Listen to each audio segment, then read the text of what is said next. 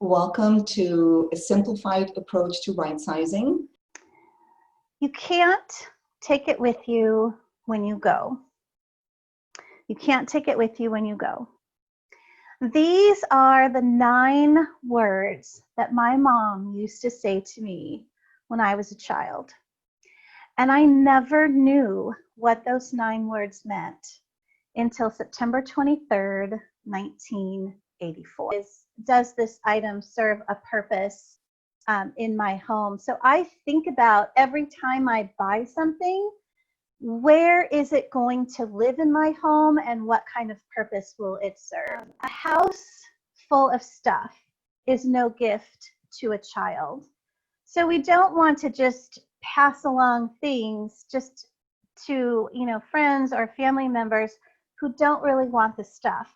And I know that that is really difficult for people because you want someone to have it, but if they don't want to have it, you are just passing that stuff on, that clutter on to another home. So if someone says to you, you know what, I'd rather not have this, then it's okay to accept their decision.